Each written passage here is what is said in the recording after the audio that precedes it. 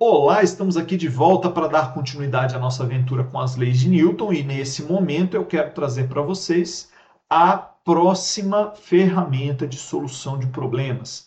Já falamos que a inércia, a lei da ação e reação são leis qualitativas e que vão ser mais usadas para ajudar a gente a desenhar o diagrama das forças. E também falamos que quando os objetos tiverem aceleração, nós vamos saber a aceleração porque nós vamos aplicar a segunda lei de Newton no objeto.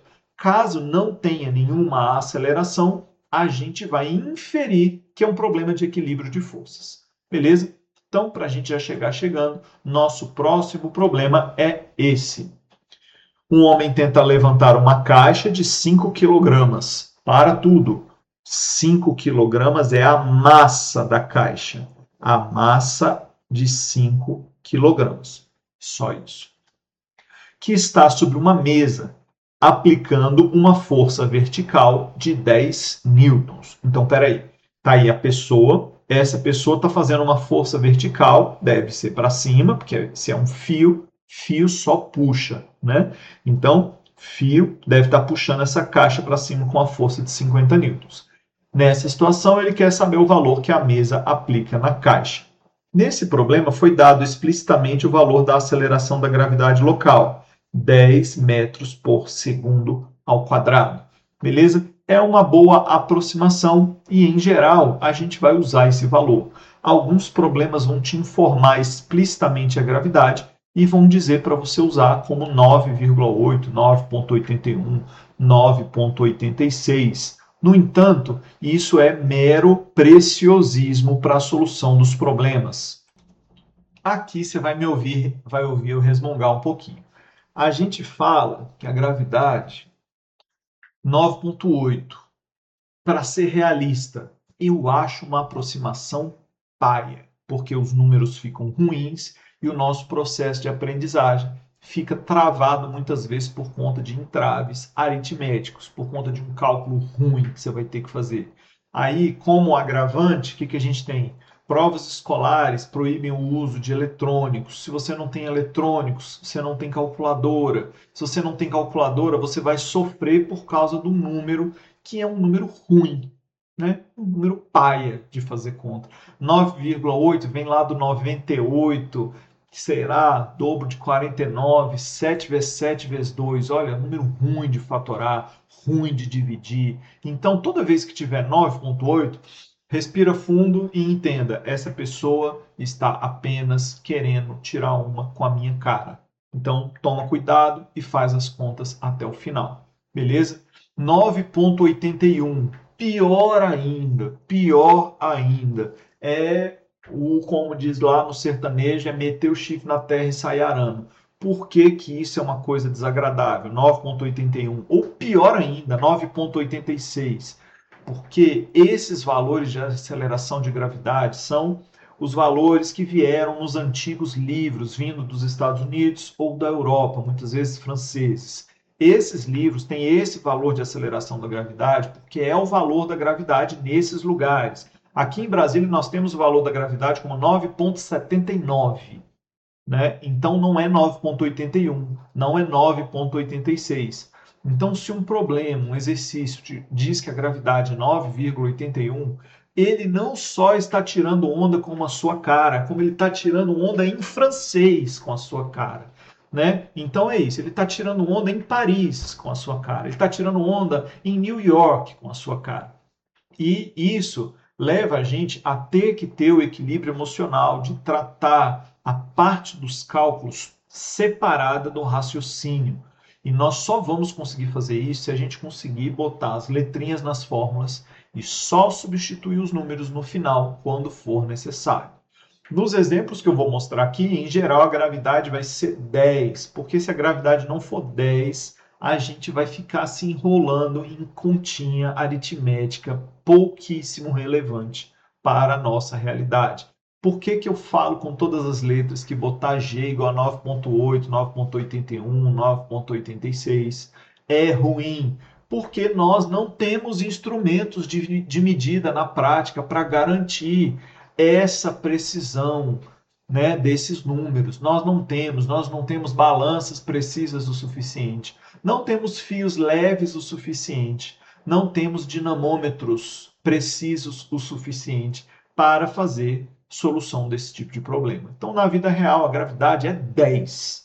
Ela é 10. A gente usa o 10 porque é com o 10 que a gente consegue fazer conta suavemente, sem se travar em pormenores sem relevância. Beleza? Agora que eu já passei raiva, vamos fazer a leitura. Graças a Deus, nossa unidade está aí, 10 metros por segundo ao quadrado, é a gravidade que nós vamos usar. Beleza? Então, antes de começar a sair fazendo conta, você tem que desenhar os objetos que são relevantes. No nosso caso aqui, os objetos relevantes que a gente vai ter são os seguintes. O primeiro deles, a caixinha. Ele é sempre o primeiro objeto que a gente desenha, porque os outros pode ser que a gente não precise desenhar. Na caixinha agem duas forças principais. A primeira delas é a força peso. A força peso é um vetor vertical para baixo que atua em todos os objetos que possuem massa. Então, se essa caixinha tem massa 5 e a gravidade é 10, o peso dela é 5 vezes 10, 50 newtons. Beleza? Esse é o peso da caixinha. Esse problema não me pediu, mas toda ação corresponde a uma reação. No caso, olha o spoiler. A toda ação corresponde uma reação de mesma direção e sentido oposto. Eu vou ter que enganar aqui a mesa para poder escrever. O desenho que eu queria fazer é o desenho do planeta Terra. A reação a essa força-peso está no planeta Terra, porque o planeta Terra puxa essa caixa para baixo com força de 50 newtons e a caixa puxa o planeta Terra para cima com força de 50 newtons. Ambos atraem-se mutuamente. Então, aqui eu tenho um peso de 50 newtons que puxa a Terra de volta com 50 newtons. O planeta Terra não é meu objeto de estudo. Então, desenhar isso aqui, na prática, é opcional. Você desenha se você quiser, ou se tiver aí alguma pergunta explícita sobre o par, ação e reação da força-peso. Caso não exista, isso aqui estará somente nos seus pensamentos. E você vai falar, bom, está aqui a força-peso, bom, eu tenho que lembrar, cadê a reação? A reação força-peso está no centro da Terra, não preciso desenhar o planeta Terra, bola para frente, vamos falar da próxima força. Beleza? Próxima força que atua nessa caixinha. Essa caixinha está pendurada aí por meio de um fio. Eu vi que esse fio está meio assim, sabe? Um desenho meio esquisito. Foi meio infeliz da parte dele botar isso num problema introdutório. Mas a gente releva. E desenhamos para cima a força feita pelo fio. O fio faz uma força chamada de força de tração. O fio faz essa força com esse nome, porque todo fio esticado, quando está fazendo força, está tracionado. E se ele está tracionado, significa que ele está sendo puxado pelas duas pontas.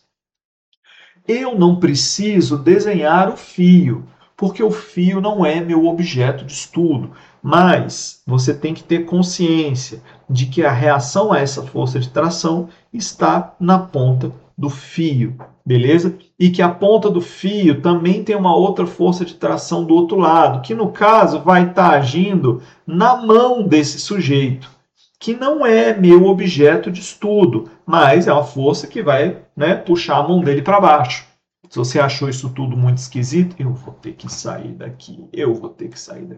Se você achou isso tudo muito esquisito, pensa, o que a mão dele sente quando ele está tentando puxar a caixa para cima? É claro que a mão dele sente que está sendo puxada para baixo. Beleza? É claro que é isso que a mão dele sente. Tenta carregar um objeto aí e ver o que a sua mão está sentindo. E nós combinamos lá na primeira aula que nós vamos desenhar a força que os objetos sofrem. A força sofrida pelos objetos. Beleza? Porém, mais uma vez, né, o fio e a mão do agente que está puxando a mão do carinha não são meus objetos de estudo. Então, essas forças estão apenas no campo das ideias. Eu apenas sei que elas existem e só vou desenhar se tiver uma pergunta explícita. Então, mentalmente você desenha, não precisa colocar na figura, beleza? Então, temos aqui tração para cima, peso para baixo, beleza?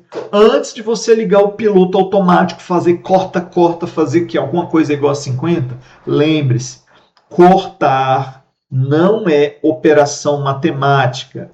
Cortar, você corta grama, corta o cabelo, corta a unha. Números não são cortados, vetores não são cortados, forças não são cortadas.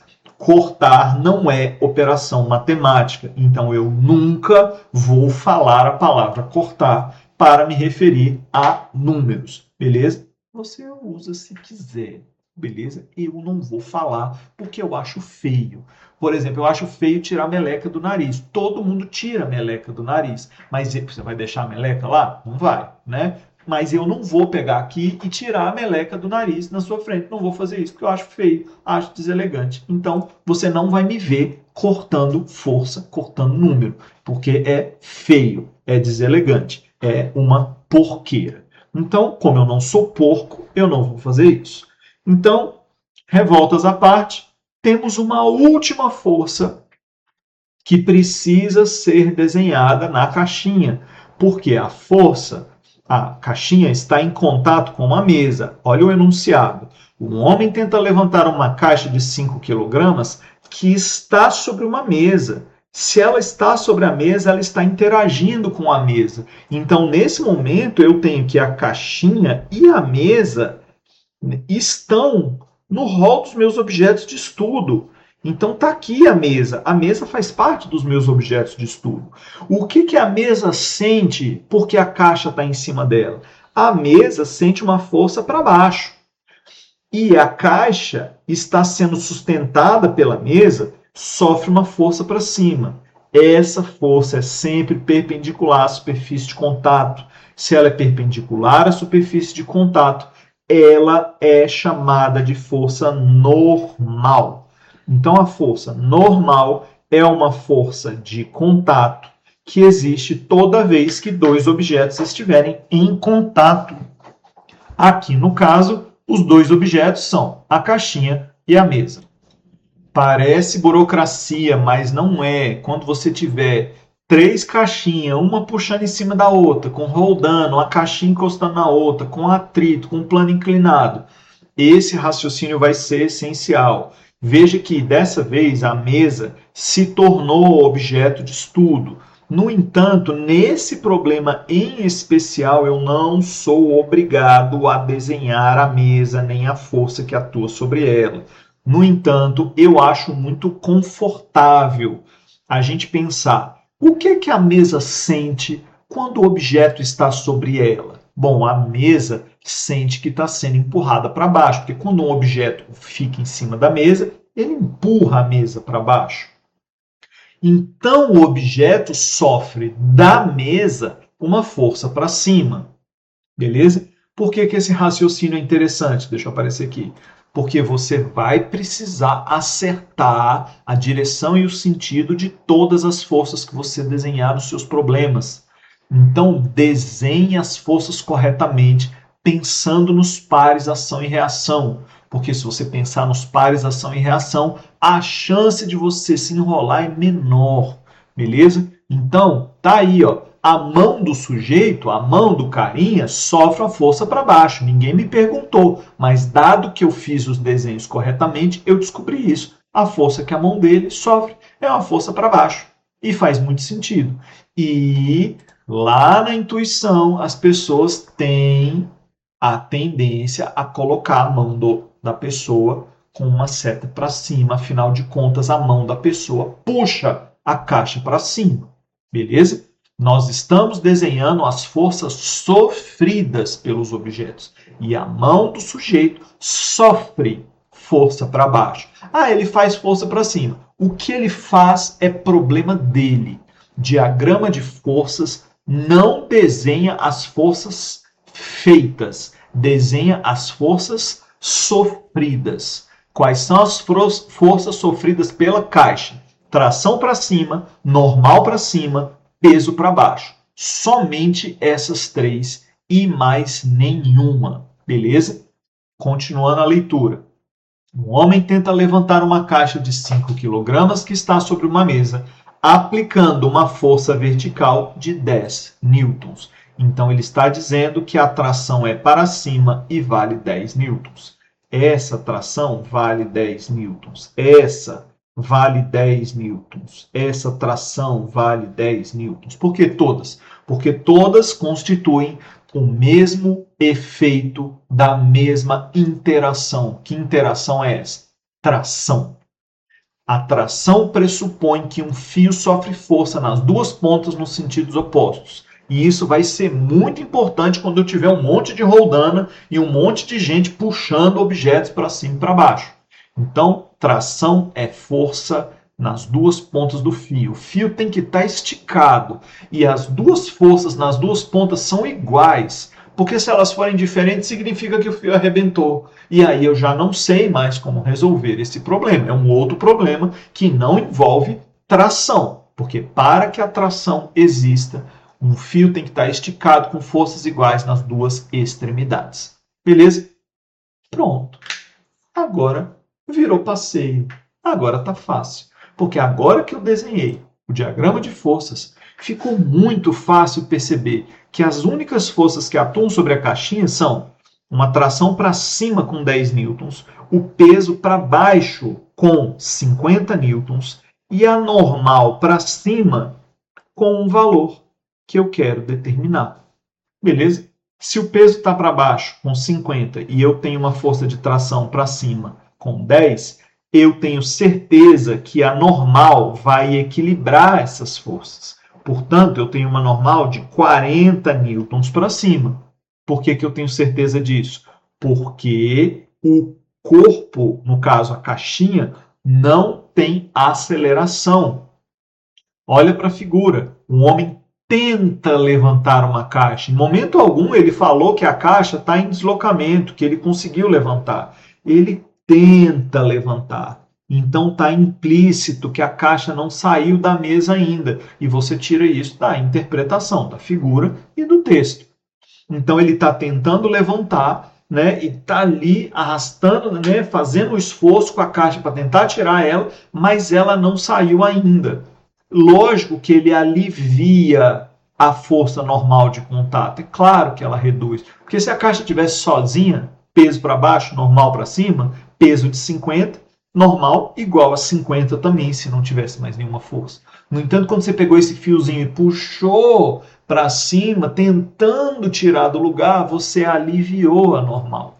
Você reduziu o valor da normal. E isso vai ser essencial nos problemas em que nós tivermos força de atrito, planos inclinados, movimentos circulares. Beleza? Que são os capítulos lá da frente que vão chegar em algum momento. Beleza? Então, nessa situação, o valor da força que a mesa aplica na caixa é... Veja, eu estou preocupado da força que a mesa aplica na caixa. É essa força aqui que eu estou querendo.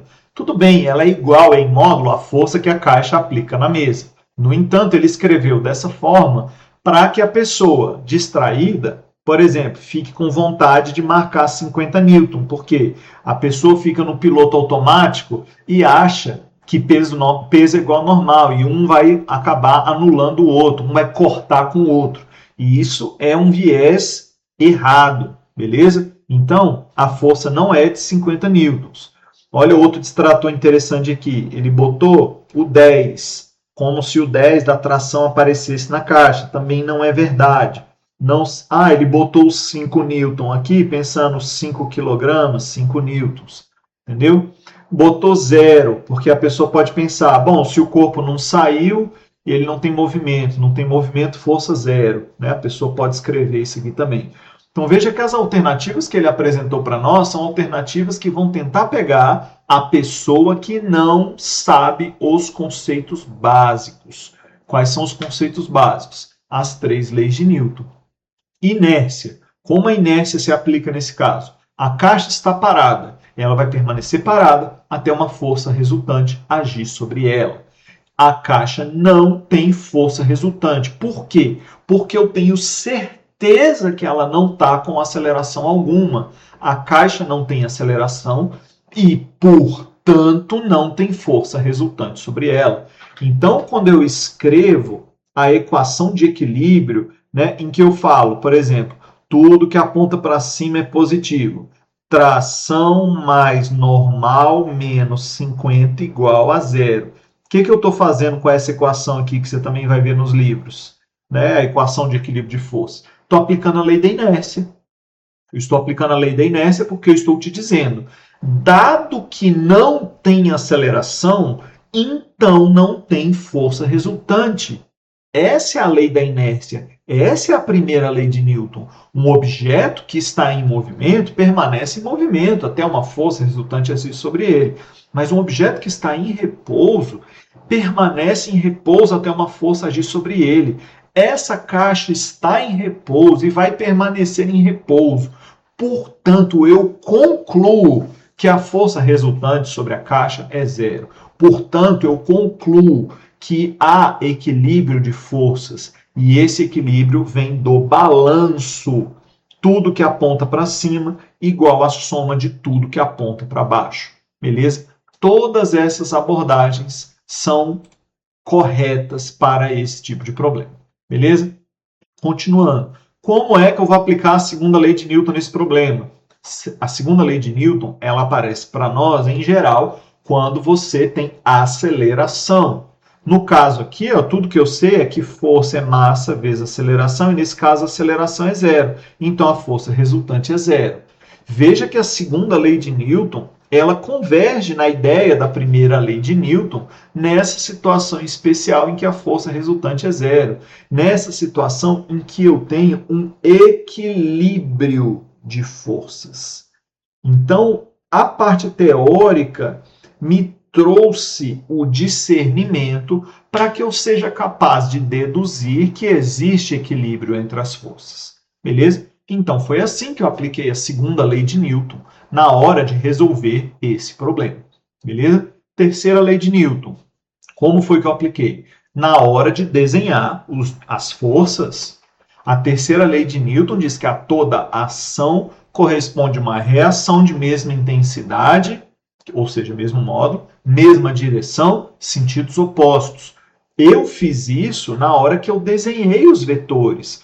Quando eu desenhei que o peso era para baixo, eu tenho certeza que a interação chamada peso tem que ter em algum lugar uma outra seta apontando para cima. Que outro lugar é esse? O centro do planeta Terra. Por que eu tenho certeza disso? Porque forças são interações. Interações são coisas mútuas. A caixa e a terra atraem-se mutuamente. O fio e a caixa puxam-se mutuamente. A mesa e a caixa encostam-se uma na outra, mutuamente. Então, as interações elas são mútuas entre os objetos. E por serem mútuas, toda força, toda interação tem duas setas representando essa interação. Essas setas têm o mesmo tamanho, têm a mesma direção e sentidos opostos. Aqui todas as forças têm direção vertical, mas isso vai ser muito importante quando você tiver o carro fazendo movimento na pista inclinada. Vai ter esse problema. E na hora de desenhar a força e os seus efeitos, você vai ter que lembrar que a toda ação corresponde uma reação de mesma direção, mesmo modo, porém sentidos opostos. Né? E para mim tem muita lógica isso. Afinal de contas, tem muita lógica a gente imaginar que quando uma mão está encostando na outra, claro que elas estão fazendo força mutuamente, uma na outra. Encosta sua mão na parede. Quando você encosta sua mão na parede, a parede está encostando em você. E aí já não faz mais sentido dizer quem encostou em quem. Vocês estão encostando mutuamente um no outro. Você e a parede, você e o chão, você e o assento da cadeira. Então as forças de contato elas são assim. E para desenhar as forças de contato, eu tenho que separar os objetos no desenho. Eu não posso desenhar eles ali juntos, porque olha só que bagunça que ia ficar. Essa tá aqui, ó, normal para cima, normal para baixo. Onde é que age essa normal? Qual é a normal da caixinha e qual é a da mesa? Eu não vou saber olhando para o desenho. Eu não vou saber. Eu não vou saber tirar daí as equações. E aí, e essa força? E se ela tivesse um balanço ali diferente? Se eu tivesse que calcular a aceleração, como é que eu ia saber se essa força ia ter sinal de mais, sinal de menos na hora de botar na equação? Eu não ia saber. Para saber, tem que desenhar. Desenhar os corpos separadamente. Isso tem um nome. A gente chama isso de diagrama do corpo livre, ou diagrama de corpo livre. Quem for aí para engenharia civil, engenharia mecânica, vai fazer isso aqui em toda a sua graduação. Diagrama de corpo livre. Análise das forças nos objetos como indivíduos, como elementos individuais, e você avalia individualmente cada um deles. Normalmente, um dos objetos é o protagonista do problema. Nesse caso aqui, ó, vai ser a caixinha. A caixinha é a protagonista do nosso problema. Ela está no centro do problema. Por isso, muitas vezes, se você for pegar, até se você tiver um livro e ver uma questão como essa resolvida, você vai ver ele colocar só o desenho da caixinha, sem desenhar a mesa, sem desenhar o planeta Terra, a não ser que eles se tornem objetos de estudo, sem desenhar o fio, sem desenhar a mão do operador. Porque esses objetos existem, são relevantes para o problema. No entanto, a pergunta do problema não está sendo feita sobre eles, está sendo feita sobre a caixinha. E olha aí, ó, nessa situação, o valor da força que a mesa aplica na caixa. Você está vendo que eu quero saber como quanto vale em newtons o número da interação entre a mesa e a caixa. Então eu quero saber o valor da força, por isso eu fiz o equilíbrio. Foi dessa forma que nós aplicamos as 3 leis de Newton na solução desse problema. Beleza? Esse já é tudo bem, você pode fazer de cabeça, não vejo grandes problemas. Mas eu acho muito saudável, se isso aqui cair no Enem da vida, você desenhar o objeto, desenha o peso, desenha normal, desenha a tração, né? E aí você deduz que elas estão em equilíbrio, né? Aí você fala, não, o peso vale 50, a tração é 10, a normal é 40. Beleza, acho essa solução aqui bem legal para você fazer se você precisar de agilidade e se você já tiver pleno domínio do desenho dos diagramas de força. Quanto mais diagramas de força você desenhar, mais segurança você vai ter para resolver problemas. Beleza? Vamos fazer mais? Obrigado pela atenção. Até a próxima. Fui.